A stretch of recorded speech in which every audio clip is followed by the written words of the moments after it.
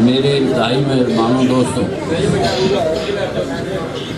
بلا تمہید بغیر خطبہ میں یہ عرض کرتا ہوں کہ محفل نعت ایک ایسی چیز ہے جس میں میرے نبی پاک کی محبت بیدار ہوتی ہے۔ چھوٹے چھوٹے بچے جو کل گلیوں میں فلمی گیت گاتے تھے، آج گلی گلی میں بچے نعتیں پڑھتے ہیں۔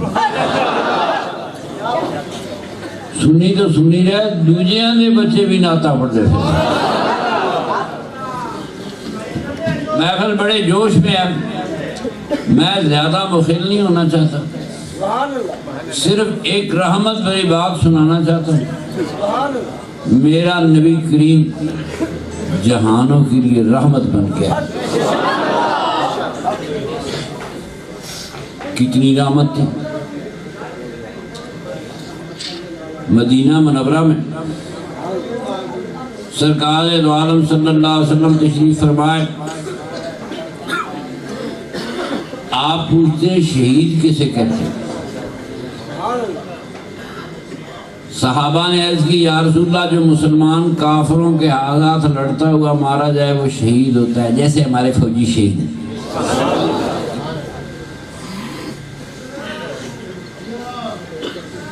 میرے آقا نے فرمایا اس طرح تو میری امت میں شہید بڑے تھوڑے ہوں گے، بس 10 منٹ شہید بڑے تھوڑے ہوں گے۔ تو آپ نے فرمایا اس زمانے میں لا علاج مرض تھی، فرمایا جو طاعون سے مر جائے وہ شہید شمار ہوگا۔ آج کے زمانے میں لا علاج مرض سے مر جائے تو شہید شمار ہوگا۔ فرمایا حادثہ میں مر جائے شہید شمار ہوگا، آگ میں جل کے مر جائے میرا امتی شہید شمار ہوگا، پانی میں ڈوب کے مر جائے شہید شمار ہوگا، مٹی کے نیچے دب کے مر جائے شہید شمار ہوگا۔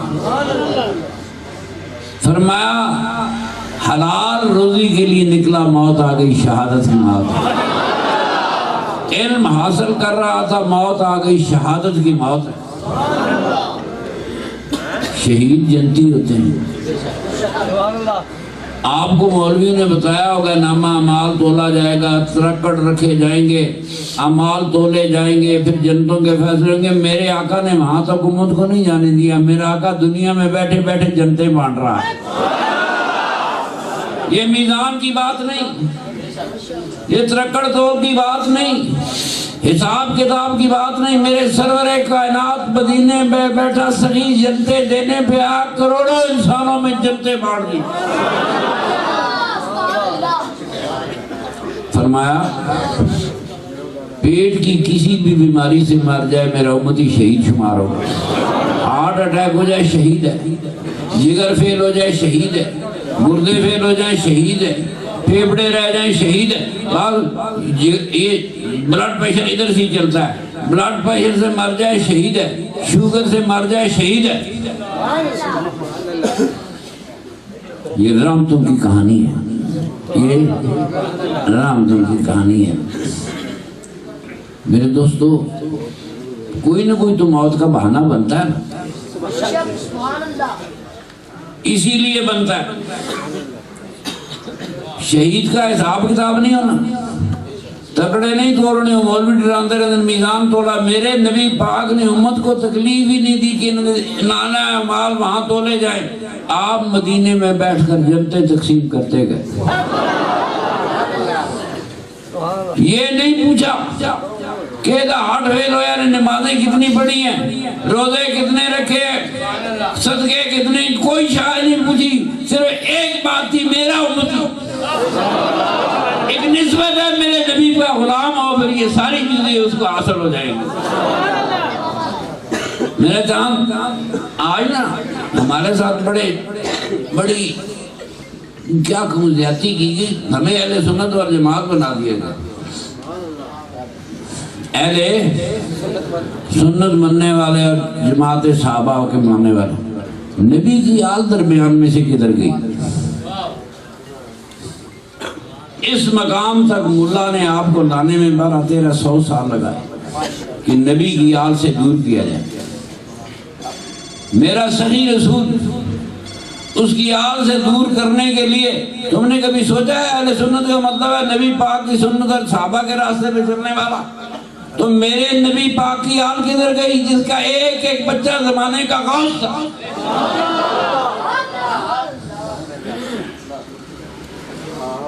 بڑی طریقے سے میں نبی پاک کی آل سے دور گیا، میں تو مزہ آ رہا تھا کہ لجپال کرانا ہے نسل کریموں کی، اس میں شک کیا؟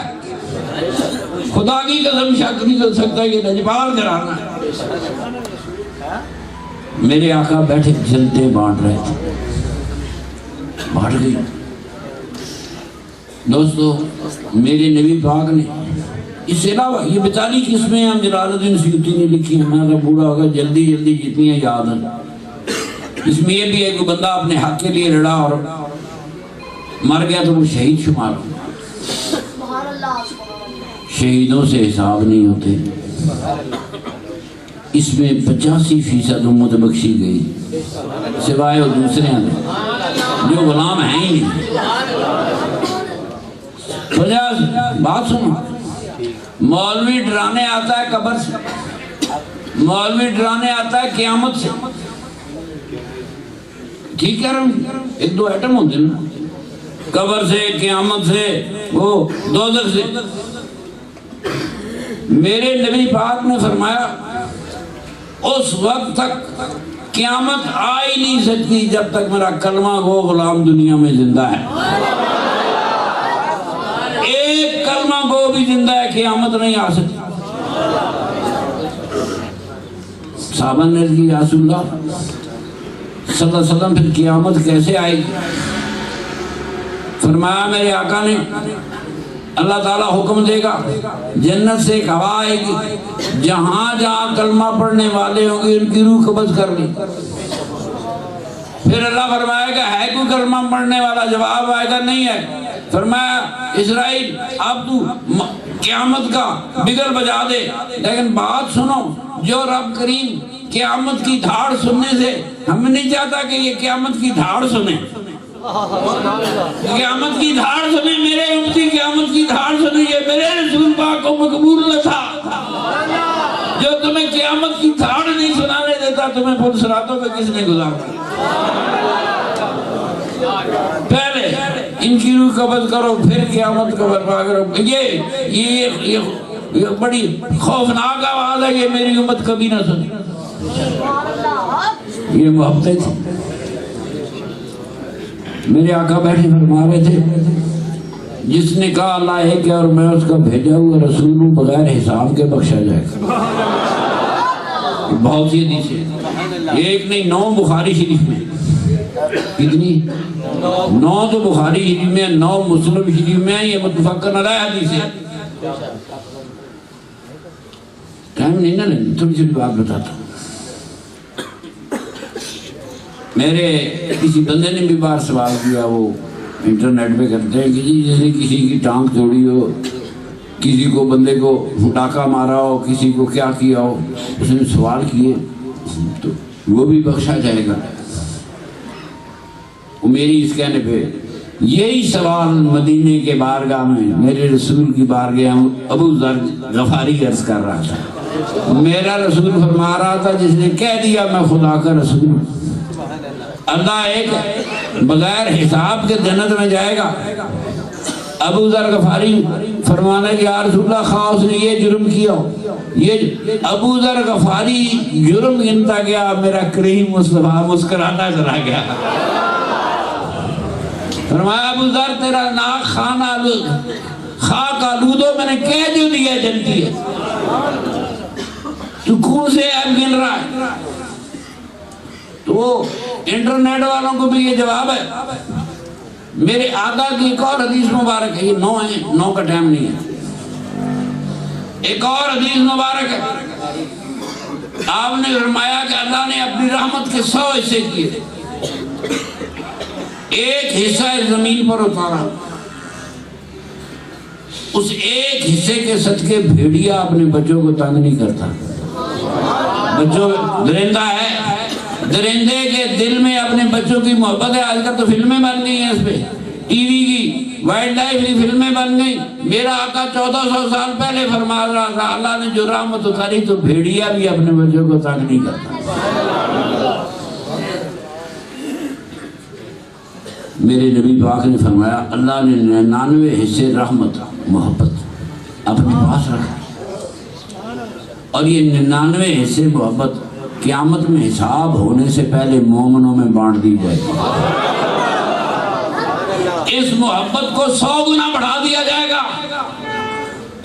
جب محبت کے دریا بہ جائیں گے, رحمت کے دریا بہ جائیں گے, اللہ پوچھے گا ہے کوئی فریاد کرنے والا؟ بروز محشر فریاد کرنے والا ہی کوئی نہیں ہوگا. محبت اس معیار میں چلی جائے گی جہاں شکایت کرنے والا کوئی نہیں ہوگا. اللہ نے بچا کے رکھی.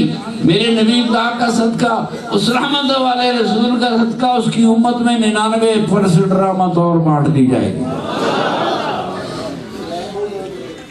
اللہ تعالیٰ میرے نبی کریم کو جو رحمت لے کر بھیجا, میرے آقا رحمتیں بانٹتے گئے. دو بات سنو,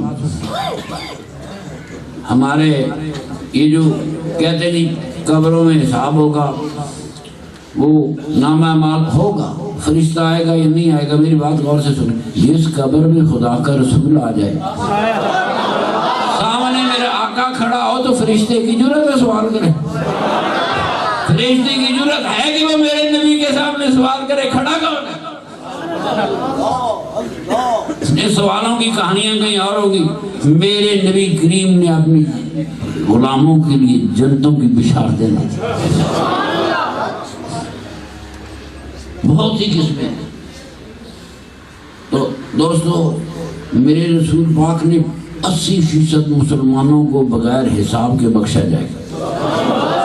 شہید ہو گئے, قرار دے دی, شہادتیں عطا فرما دی.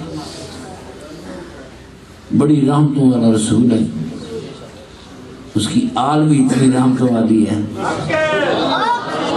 بڑی لجپال آل ہے. خدا گواہ یہ جتنے ڈراتے پھرتے ہیں موتوں قبروں سے, ان کی حیثیت کیا ہے؟ وہ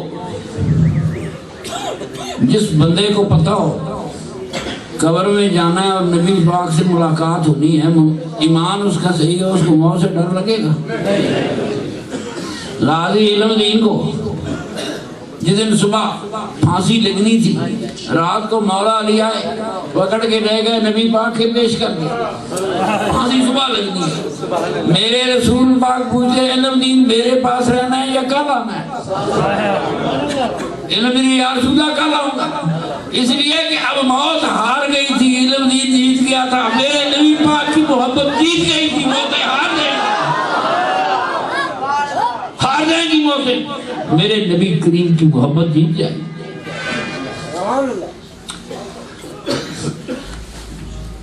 دیکھیں بس آخری بات, آپ مجھے بیٹے ایک بات بتائیں, جس رسول نے اتنی مہربانیاں کی, رسول پاک, کیا ہم ان پہ درود نہ بھیجیں؟ جس نے تمہیں ہر پریشانی سے, قبر کی پریشانی سے, حشر کی پریشانی, ہر چیز سے بتا کے کھڑی دنیا میں. صرف یہ نہیں, میرے آقا کو 14 سال ہو گئے, 1400 سال ہو گئے, قیامت تک آنے والی نسلوں کے کروڑ ہاں میرے آقا کے غلاموں کو شہادت کی بشارت دے دی اور جنتی قرار دے دی. یہ سلسلہ جاری ہے. آپ اپنے مرنے والوں کو دیکھیں, کسی کا ہارٹ فیل ہوا ہوگا, کسی کا جگر فیل ہوا ہوگا, وہ سارے کے سارے شہید ہیں. ان کی دوستو صحیح بات ہے, جنتیں بنے گی تو اسی زمین پر, دوستیں بنے گی تو اسی زمین پر. ہمیں کسی اور سیارے میں زندگی نہیں. سائنس والی گالا نہیں کرتا, پھر تو ٹھیلے پہ جاؤ گے. سائنس والی بات تو کرتا نہیں ہوں, ہونا نا مرغی ملا شیر کالا تو یہ سمجھاتا.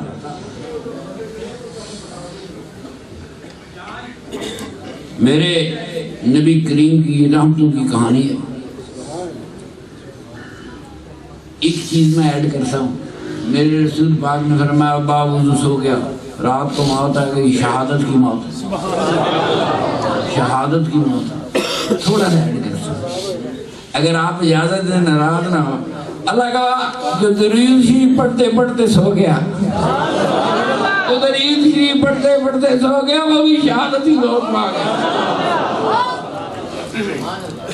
ہم اس رسول عربی پہ درود کیوں نہ بھیجیں؟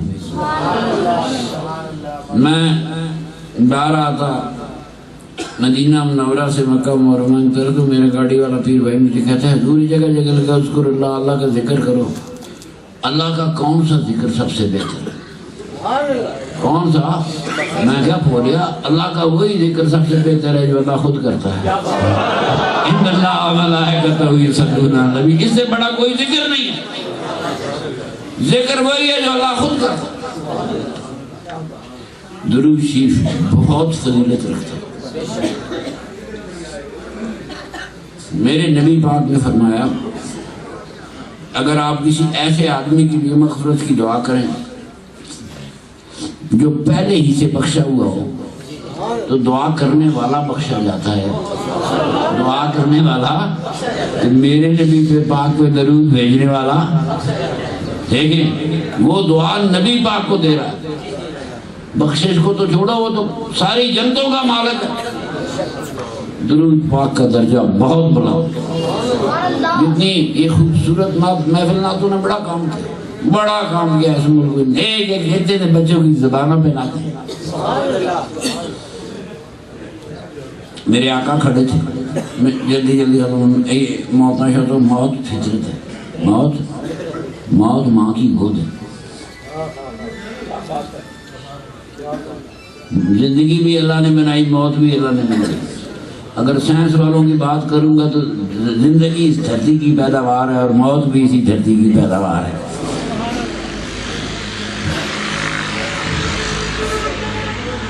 موت فطرت ہے، ماں کی گود ہے۔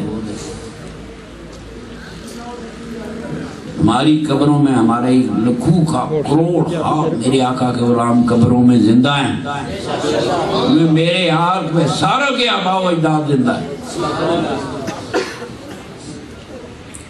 میں اس پہ ایک براہ راست حدیث پیش کرتا ہوں۔ اپنی آخری بیماری سے قبل کوئی تشریح نہیں بھی ہوتی، میرے نبی پاک کا جنازہ نہیں پڑھا گیا، آج تک اس کا جواب نہیں دیتے۔ یہ کیوں نہیں دیتے؟ اگر یہ جواب تو آپ کو بتا دیتے کہ کیوں نہ پڑھا گیا تو پھر جماعت شماعت کو نہیں شرڑی۔ آپ کو یہ بات بتا دی جاتی ہے، آج مسلمان یوں نہ ہوتے، چوری کی، چھپایا گیا، یہ خلافت کی تحریکیں چل رہی ہیں۔ میرے نبی پاک نے فرمایا میرے بعد 30 سال تک سچی خلافت ہوگی، بس اس کے بعد آنے والا ہر جھوٹا ہے۔ اب یہ آدھی حدیث ہے، ہمارے مولوی یہ پوری حدیث نہیں سناتے، آپ سمجھ نہیں آئے، یہ بھی سمجھ گیا اگلا ایسا نہیں سنا دے۔ میرے یہ زیادتی ہے، میرے آقا کے دین کو آدھی حدیث کو توڑ کر پیش کیا جائے، آدھی کو رکھ دیا جائے کہ ہمارے وہ کیونکہ خلافت راشدہ کے بعد پھر دوسرا دور آتا ہے، اس میں سرکار کا تبصرہ ہو جائے تو پھر تو موت ہے نہیں، اس کے لیے موت بھی بیان نہیں کرتے۔ اللہ حق میرا نبی بڑی رحمت والا، ان آدھیاں دی حدیثاں نال کام چلائے۔ آج تک انہوں نے امت کو اعتماد میں نہیں دیا کہ حضور کا جنازہ کیوں ہے، کہتے ہیں ضرورت نہیں تھی، میں کہا نہیں، صحابہ پہ جنازہ فرض تھا، فرض کفایہ تھا، اگر انہوں نے جنازہ نہیں پڑھا تو معاذ اللہ سارے گناہگار ہوتے،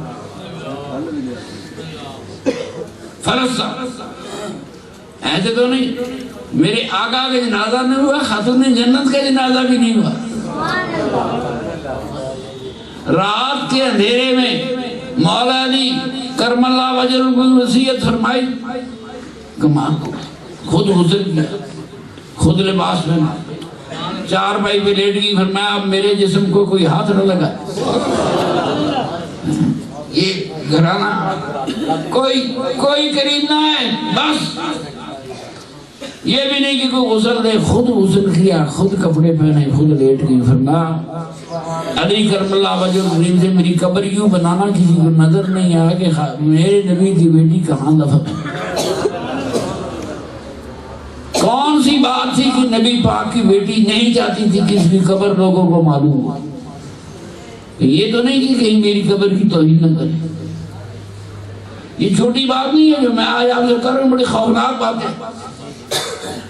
نبی پاک کی بیٹی کا جنازہ بھی نہیں پڑا گیا، مولا علی نے اکیلا ہی دفن کر۔ نبی پاک کے نواسوں کا بھی جنازہ نہیں پڑا گیا، کربلا والے بھی اسی طرح دفن کر دیے۔ ایک داستان ہے میرے نبی کریم صلی اللہ علیہ وسلم کھڑے تھے۔ یہ میں نے ایسی سمجھانے کے لیے بات کی کہ آپ جب سوچیں گے جو اندہ یا بندہ آپ کو بات اندر کی پتہ چل جائے جو آج تک چھپائی گئی۔ میرے نبی کریم صلی اللہ علیہ وسلم کافروں کے درمیان کھڑے۔ ایک اور بات سمجھا دوں، سارے کافر اللہ کو ماننے والے تھے، حج کرتے تھے، جمعہ پڑھتے تھے، نمازیں پڑھتے تھے، عمرے کرتے تھے، 2 روزے بھی لگی۔ عربوں کی تہذیب کہانی ہے یہ، میرے آقا کے آباء و اجداد کی تہذیب نے نماز بنائی حضور کے آباء و اجداد نے۔ سب سے پہلی نماز جو میرے آقا کے آباء و اجداد نے، میرے جمعہ کی نماز، 2 خطبے اور 2 رکعت۔ کافر نہیں تھے، یا ٹائم نہیں نا چھوٹا ہے، کافر نہیں تھے، وہ ایک خدا کو ماننے والے تھے۔ یہ جو کہتے ہیں لبیک اللہم لبیک، یہ عرب ہے، حضور کے باپ دادے کا تربیہ ہے۔ لا شریک لک لبیک، یہ حضور سے 500 سال پہلے حضور کے آباء و اجداد کعبے کے سامنے نعرے لگا رہے تھے۔ یہ تربیہ عربوں کا ہے۔ اللہم لبیک لا شریک لک لبیک، تیرا کوئی شریک نہیں، ہم حاضر ہیں۔ عرب ایک خدا کو ماننے والے تھے، نمازیں پڑھنے والے تھے، کعبہ انہوں نے بنایا، حج کرنے والے تھے۔ پر میرے نبی کا انکار کیا، نہ نماز کام آئی، نہ حج کام آیا، نہ روزہ کام آیا، نہ جمعہ کام آیا، نہ عمرہ کام آیا۔ جس نے میرے نبی کو گستاخی کی، ماننے سے انکار کیا، ان کی ہر عبادت ضائع ہو، وہ کافر قرار دے دیا۔